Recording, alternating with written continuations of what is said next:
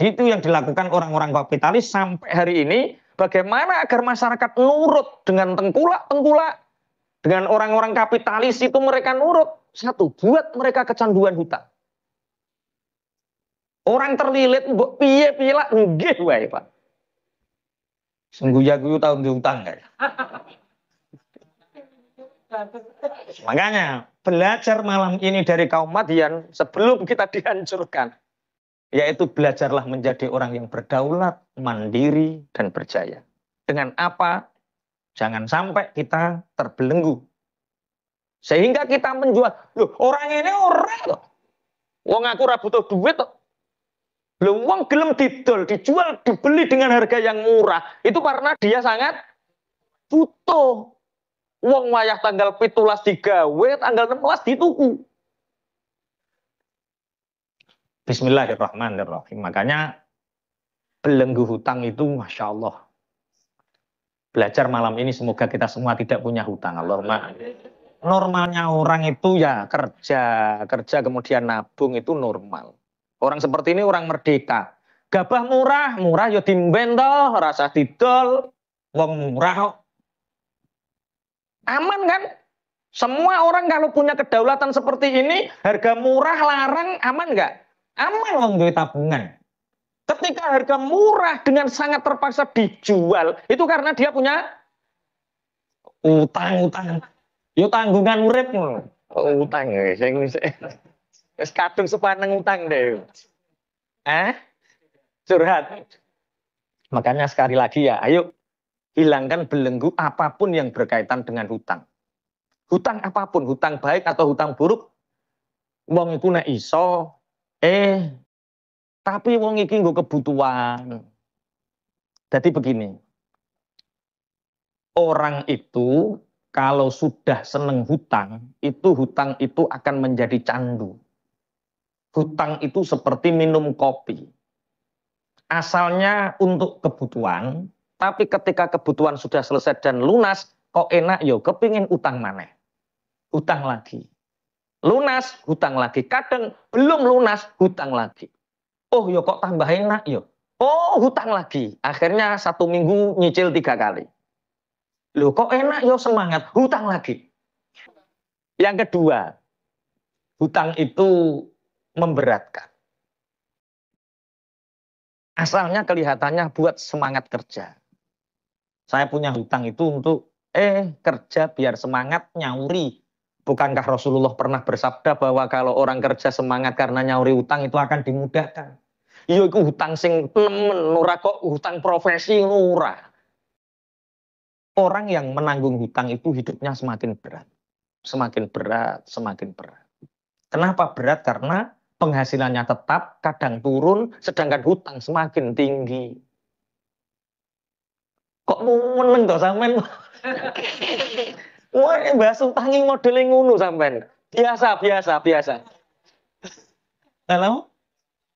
Sewet deh. Wes lunas wes lunas. Wes insyaallah lunas.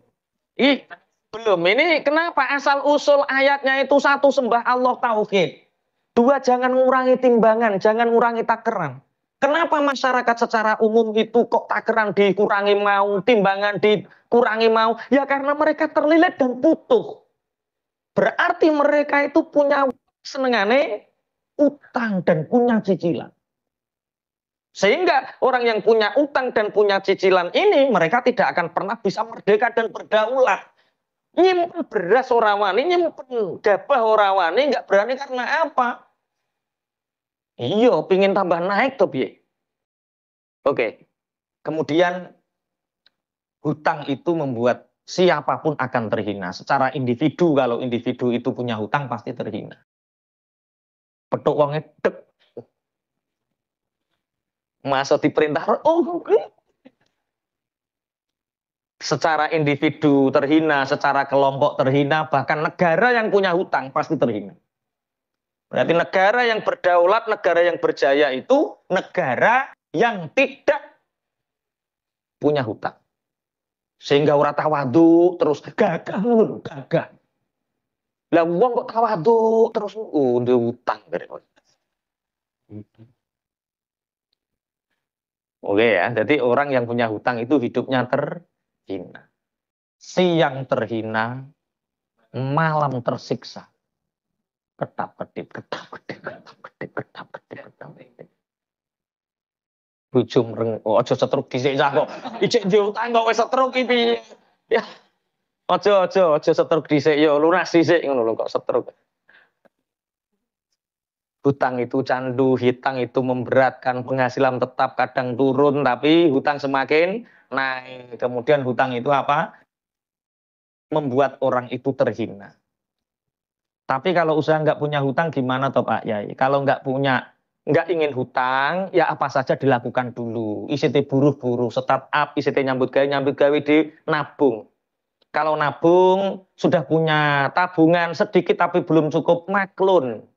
Maklun sinergi, tidak harus membutuhkan modal uang. Sinergi, siapa yang bisa diajak kerjasama tanpa kita mengeluarkan uang, tapi jangan mau dimodali dulu. Bisnis surung karuan iso njaluk dimodali wong. Akhirnya apa yang terjadi? Duit hilang, koncone hilang. Loro karo hilang ngenes. Terus sampai diceritani ojo ketemu karo Cak Win apa piro-piro bablas duit wis to. Bablas. Padahal sebenarnya Cak Win orang baik. Tiap malam sholat tahajud. Hanya saja dia kurang ilmu tentang upgrade pekerjaan. Sehingga tahu-tahu jaluk investor. Jaluk, wah ini seperti ini, seperti ini, seperti ini. Ada catatannya Cak Win, enggak. Ini pokok itu ide. Pekerjaan bukan ide. Pekerjaan hitungan pasti. Ada datanya. Wes. Ya itu caranya, kerja dulu nabung. Kalau nggak sudah bisa nabung sedikit-sedikit, naik sampai iso bisnis, pasti iso sinergi, iso maklun dan lain sebagainya. Cari vendor yang bisa diajak kerjasama, kok wis iso bisnis, baru jalan. Sekarang kan nggak, cah mahasiswa pinter-pinter saiki. Pinter utang dhisik maksudnya Pak. Pinter buduni wong tuane teko omah, ketoke sarjana kok nganggur Pak. Sertifikat Pak, plek langsung 20 juta untuk bisnis kuput. Saumai saut. Yo kok tragis men yo 20 juta tok ae. Kok saumai. Itu ada fasenya lah. Oke lah. Oke, jadi hutang itu membuat orang terhina.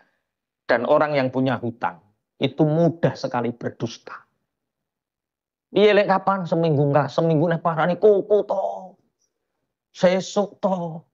Waduh aslinya aku wis duwe duit, diingi sikilku ketekuk tak gue pijet tuh. Dari dusta satu ke dusta yang kok senduk-senduk pengalaman tuh.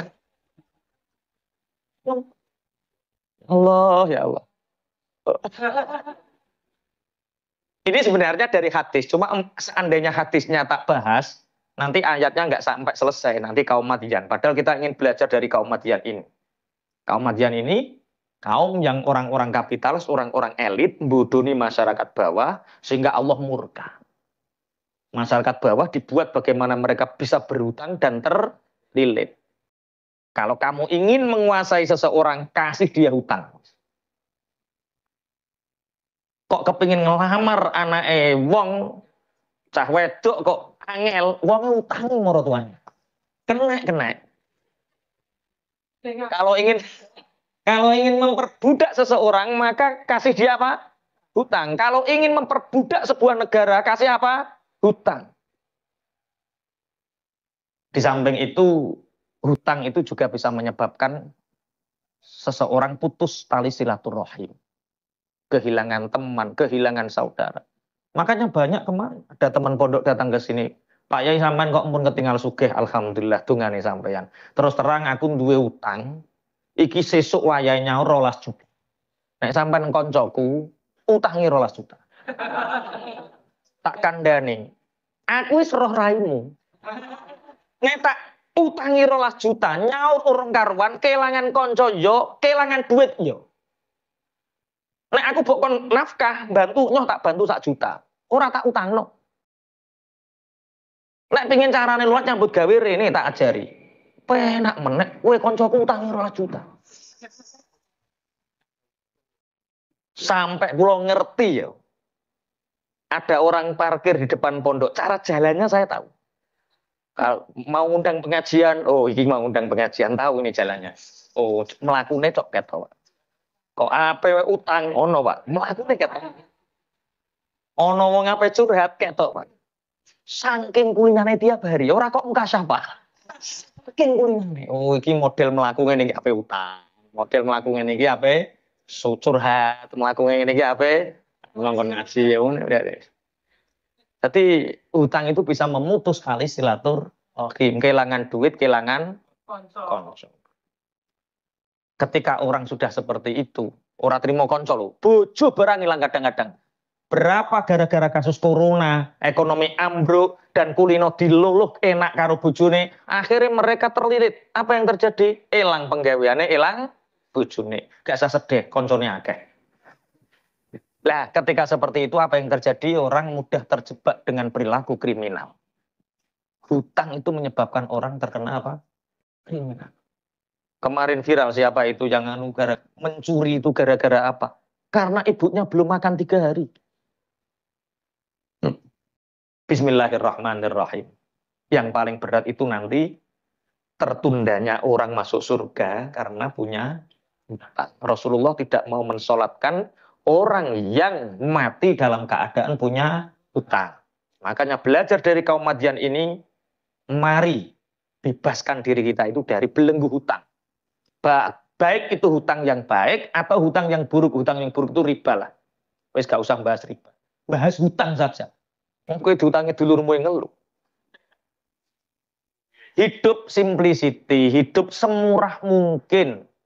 Duwene duit 7 juta, kepingin tuku motor, yo 7 juta dapatnya beli bit saja, ora sah nggonto PCX. Duit 7 juta kok nggonto PCX. Sing dibot-boti apa? Utang. Astagfirullah.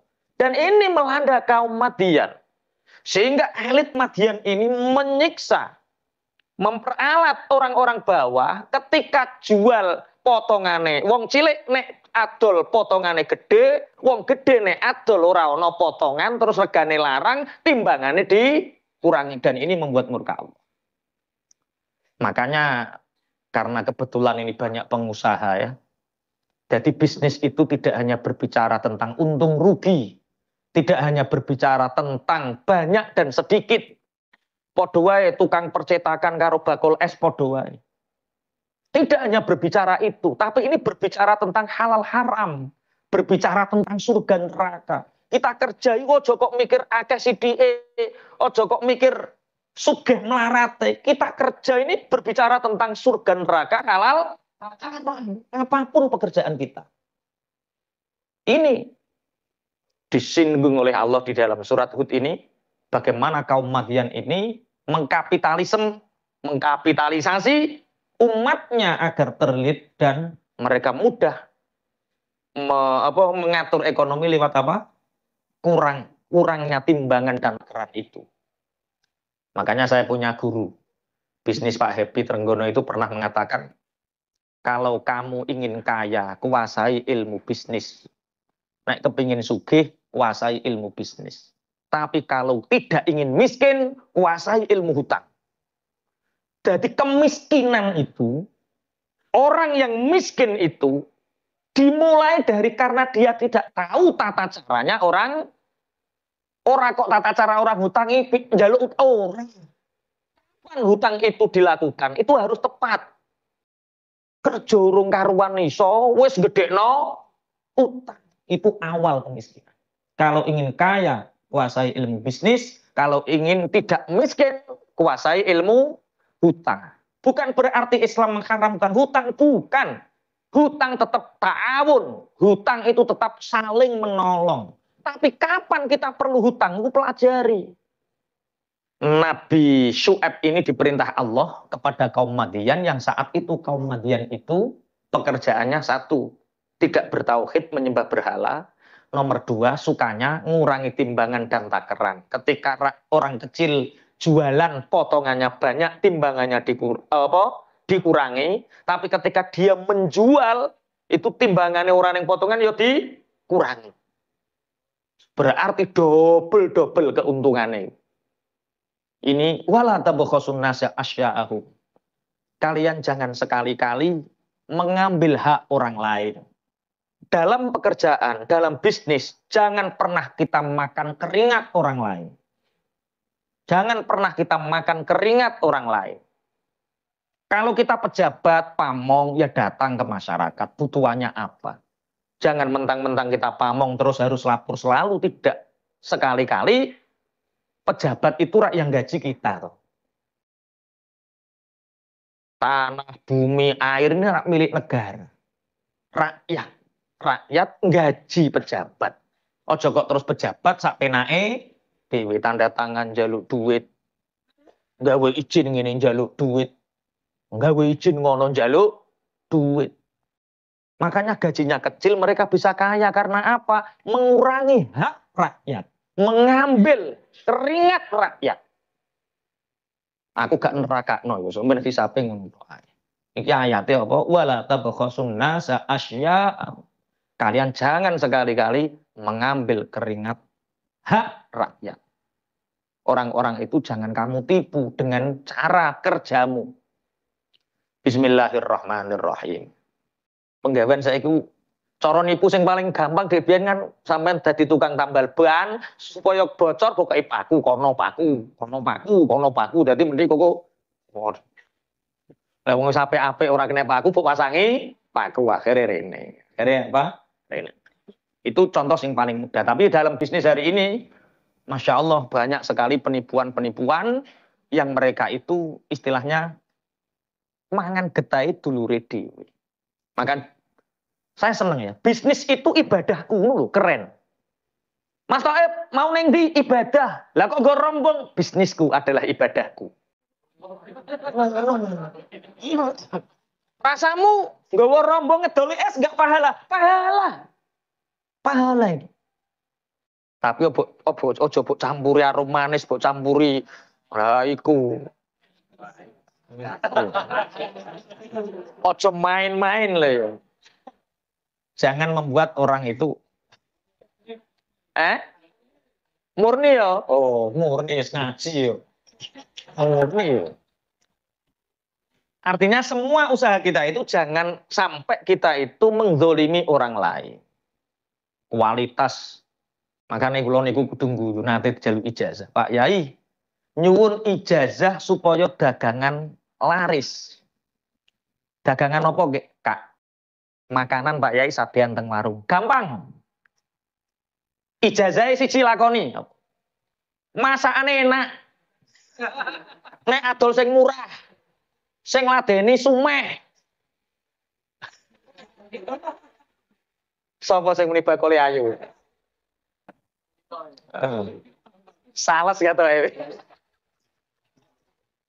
Sales sing digoleki warung sing ayu wae. Ukti-ukti ae. Astagfirullah, astagfirullah. Orang-orang ora masuk lah. Wala tabakho. Jadi bisnis itu ibadah.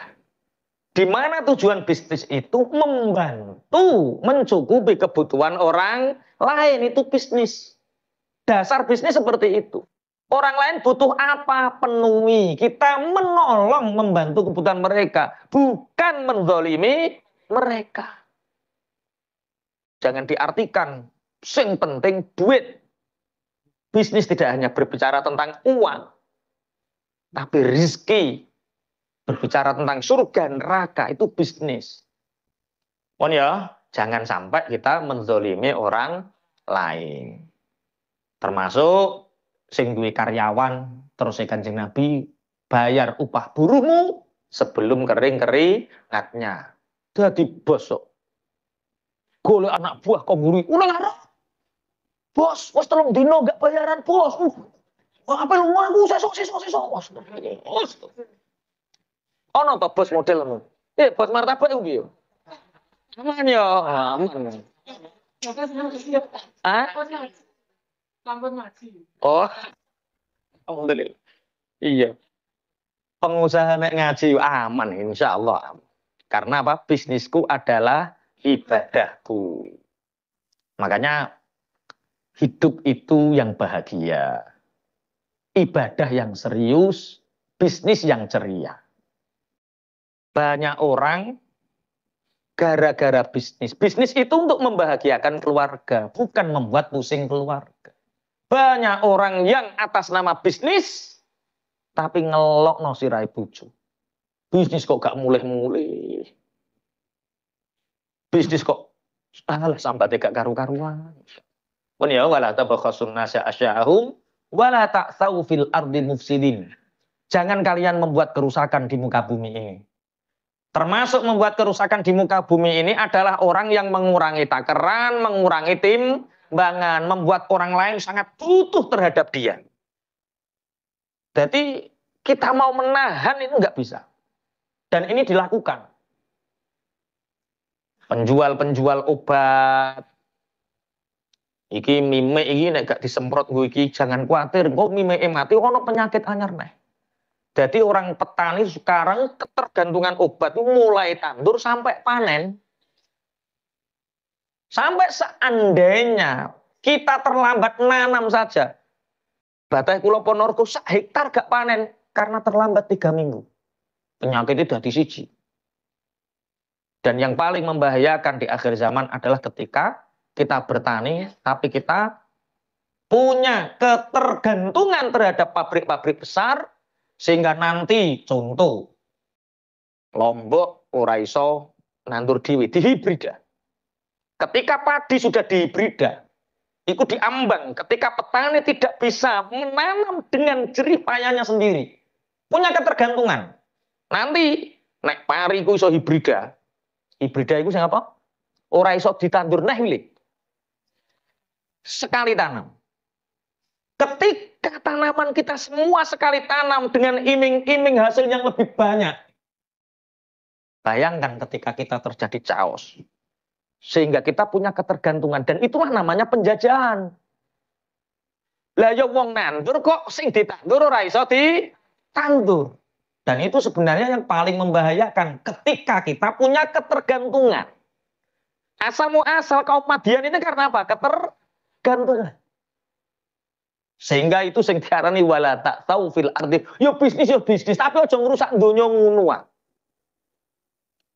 Yo pengen bisnis obat, yo pengen bisnis obat, tapi aja gawe virus ah, ngono lho, Pak. Kandhane grupmu farmasi iku.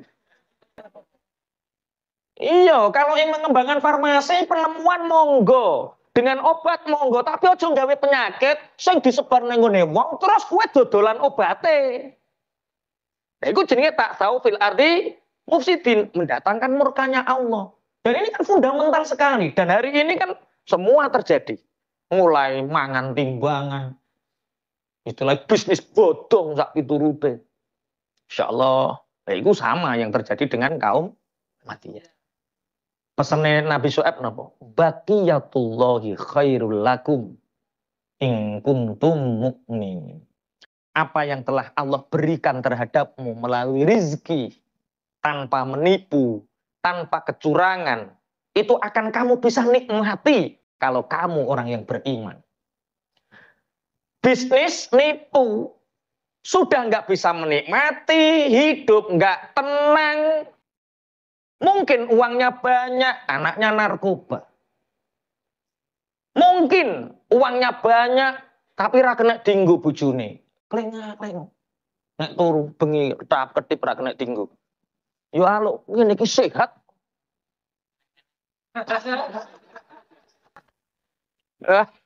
Iya, iki wis ngrasakno, mantan miliarder kok. Mantan apa? Petinan nih. Kalau kirim ke Samarinda itu peti. Berapa peti, Jan? Oh, kata wis ora iso cerita. Peti miliarder. Tapi apa yang terjadi? Mesem karo bojo gak iso, ngudang anak gak iso, waktu habis untuk uang. Terus kenikmatannya dari uang itu apa? Ini yang disebut baqiyatullahi khairul lakum. In kuntum, apa yang telah Allah beri terhadapmu dari rizki yang halalan thayyiban. Kamu bisa menikmatinya. Sedina lah 50.000, 70.000. Bojo iso ngguyu, anak iso mesem. Masya Allah. Bojo meteng iso ngelus-lus. Masya Allah. Nikmat. Khairul lakum. Nek kowe iman. Bagi orang yang tidak beriman dikandani ciri sapa. Ya ora kaya duwe duit. Ayat ini tidak melarang kamu punya uang banyak. Punya uang banyak. Lebih baik banyak ikhlas bahagia. Itu lebih baik. Kok ngene iki kok ndang teko omah terus martabake tutup loro sitok wae. Kenapa, Pak? Kok martabaknya ditutup, Pak? Bagiyakullahi khairul lak. Wes diterima ing pandum ya wis ngene iki siji-siji sithik sing penting iso guyu karo sama. Maksude gak ngono. Apa yang telah diberi oleh Allah terhadapmu itu lebih baik. Semua potensi diri kita itu keluarkan. Tapi potensi yang diberikan Allah itu nikmati. Sekarang martabak mungkin hanya 5 cabang. Tahun depan 30 cabang enggak apa-apa. Tapi kesele ora tambah, bagiane nambah, duite nambah. Sing ora nambah kesele tok iki lho. Jadi apa? Apa yang Allah beri terhadap kita dari rezeki yang halal kita bisa menikmati, kita bisa istilahnya menjadikan rezeki ini wasilah kita banyak bantu orang. Kalau martabak 5 cabang baru bantu 10 orang. Kalau 30 cabang bisa bantu 60 orang, 60 keluarga. 60 orang yang anaknya nanti dipondokkan, penerus sujud. Masya Allah itu bagiyatul khairul lakum. Semua potensinya dikeluarkan, rasa syukurnya ditambah, bahagianya ditambah, ibadah yang serius, bisnisnya ceria. Lah dene kok tambah pertentangan ngene mikir ngelu ya aja nambah dhisik, urung wayahe. Ketika kullun muyassarun lima khuliqalah. Kalau Allah ingin kita punya cabang 30, berarti Allah membuat kemudahan itu. Allah ngirim orang untuk Pak Hadi, ini saya mau ikut kerja gimana Pak Hadi, carikan pekerjaan. Lah buka dengan dem ya. Nggih mau nomor kullun muyassarun lima khuliqalah. Tapi ngene lho, Cak. Gerobake iku aku urung duwe gerobake. Ngapunten Pak Hadi, bapak kula niku tukang kayune nggih kathah. Dimudahkan sama Allah. Ya wis nek tak kiringi bahane gawe gerobak dhewe nggih buka cabang kono. Iku kulun muyaslu enteng. Syukurnya ditambah, bahagianya ditambah, ibadah makin serius, bisnisnya ceria. Rata-rata gimana? Orang itu kalau bisnis pertentangan. Semangat, pertentangan, pinter nyambut gawe tapi gak duwe-duwe. Iku jenenge pinter kerja iku, Pak. Ya saya akeh wong pinter kerja, tapi gak duwe duit iku pinter pergawe. Baqiyatullahi khairul lakum in kuntum mukminin. Makanya kenapa gandengannya mukminin? Mukminin itu orang yang beriman. Orang yang beriman itu orang yang punya keyakinan. Kadang orang tergesa-gesa hutang itu karena dia tidak yakin besok dia bisa makan. Kadang orang-orang yang terlilit hutang itu karena dia tidak yakin bahwa akan ada pertolongan setelah itu. Bagi orang-orang yang beriman, orang yang punya keyakinan cukup rezeki dari Allah yang halal tanpa melakukan kemungkaran, tanpa mengurangi takaran timbangan, tanpa menipu orang, Allah memberi kecukupan. Coba bayangkan. Kita bayangkan orang-orang ngapunten nggih, ngapunten, orang-orang yang fasik, orang yang suka menipu orang itu Masya Allah, ya lelah loh, mereka itu lelah. Lelah untuk tidak ketahuan menipunya. Lelah untuk mendapatkan uang tapi dia juga tidak memanfaatkan uangnya. Dengan orang yang leha-leha, ibadahnya serius sama sebenarnya. Rezekinya tetap sama. Hidup yang bahagia. Ibadah kok ceria? Serius. Ceria. Ibadah yang serius. Bisnis yang ceria. Jangan anggap bisnis itu menjadi beban. Orang rombong lah nyambut gawe petakilan angel nyambut gawe ku. Angel. Lah yo ciri mergawe kanggo bahagiakno keluarga. Keluarga tambah susah. Bisnis dengan ceria. Yang serius itu apa? Ibadah. Karena kita ini nanti akan mengalami masa yang sebenarnya yang serius itu di akhirat. Pun. Wa ma ana alaikum bihafiz.